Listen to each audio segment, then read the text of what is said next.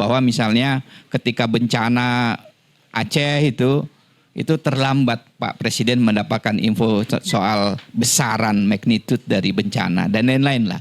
Nah, apa yang Pak Amin sampaikan soal bahwa seorang menteri pun tidak bisa menemui Presiden ini menurut saya luar biasa. Bagaimana Ustaz? Iya, itu juga salah satu yang kita khawatirkan bersama ya, sampai selevel menteri aja disortir, tidak bisa langsung menyampaikan sesuatu kepada Presiden, apalagi rakyat.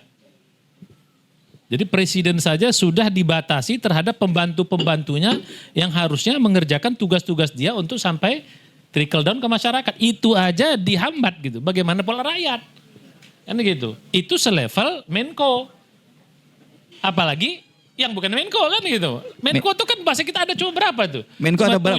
Berarti cuma itulah yang melapor ke Pak Amin ya. Siapa itu yang melapor? Ya, kita nggak tahu. Oke. Kan Pak Amin kan banyak temannya kan gitu. Kalau kita lihat ya beberapa 3 atau 4 dari Menko itu kan Pak Amin kenal betul kan gitu. Dan kita juga sering menyampaikan masukan juga. Pak ini menteri ini pernah ngomong begini kita sering sampaikan juga. Nah balik pada yang tadi. Jadi level Menko saja itu tidak bisa masuk menyampaikan sesuatu apalagi menteri-menteri yang lain. Ini kan sangat berbahaya dari sisi ketatanegaraan, dari sisi keselamatan kesejahteraan rakyat kita kan berbahaya. Itu satu. Jadi saya kira dalam konteks ini saya jawab itu. Nah yang ingin saya sedikit tanggapi pernyataan beliau tadi ya, ini kan Pak Amin seorang insting politiknya kan kita tahu ya. Jadi kalau kita bicara normally gitu loh, bicara textbook betul apa yang disampaikan oleh saudara Dedi tadi kan gitu. Tapi ini kan situasi kita nggak normal nih. Kalau kita bicara normal datar-datar aja, orang ya begitu. Capek aja kita ngomong. Ya harus ada sesuatu yang berani mengambil resiko itu gitu loh. Dan Pak Amin siap untuk mengambil resiko itu. Mengambil mungkin tidak populer, mengambil mungkin banyak orang akan mencaci maki dia dan sekarang ada juga yang begitu. Ya bahkan termasuk mengambil risiko dia akan kena konsekuensi hukum dan dia siap untuk itu. Jadi dia mengambil dan yang kita tahu banyak orang yang nggak berani itu. Kan kita sekarang banyak ulama cari aman, banyak politisi cari aman, ya banyak juga rakyat-rakyat cari aman juga kan gitu. Nah Pak Amin berani mengambil risiko menyampaikan kebenaran. Walaupun risikonya tadi banyak hal termasuk tadi dinilai salah gitu kan. Pak Amin berani mengambil risiko itu. Satu. Yang kedua kan kita rakyat kita ini kan kalau datar-datar aja nggak mau ngeh gitu. Dengan gini kan mungkin oh iya ya. Nah ini benar. Nah, jadi kan dengan ledakan begini banyak kan akhirnya nyari berita itu. Akhirnya kan jadi khawatir. Wah ini kalau benar bahaya ini. Nah mudah-mudahan jadi ke viralnya ini kan kita bahasa kita bad news jadi good news kan gitu. Yang mudah-mudahan viralnya ini mungkin bahasa saya ini blessing in disguise saja, barokah dari Allah saja yang membuat kita menjadi tersadarkan. Yang tadinya suaranya samar-samar, bahasnya tipis-tipis, sekarang itu. Jadi, nah yang ketiga saya sedikit bahas dari si agama ya Mas Dedi ya, termasuk dari Pak Indri. Dalam bahasa agama gini, kita dalam Islam itu satu hal, kita dilarang suuzon.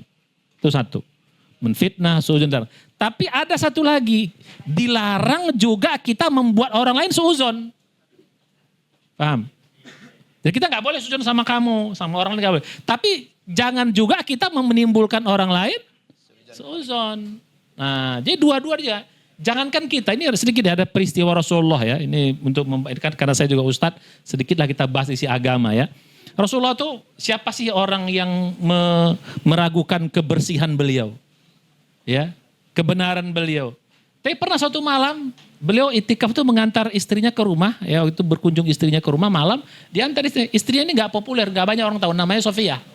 Yang kita kenalkan ya Aisyah itu banyak. Sofia ini banyak orang nggak kenal.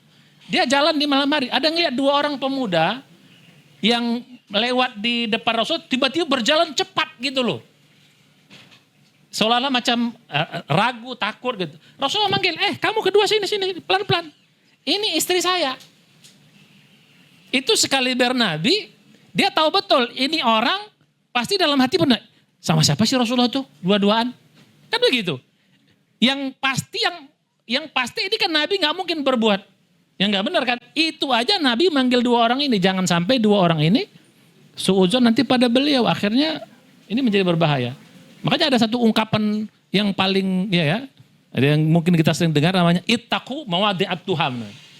Janganlah kamu, berhati-hatilah kamu menjatuhkan diri pada hal-hal yang buat orang lain curiga padamu. Bahkan ada perkataan Umar yang sangat terkenal itu.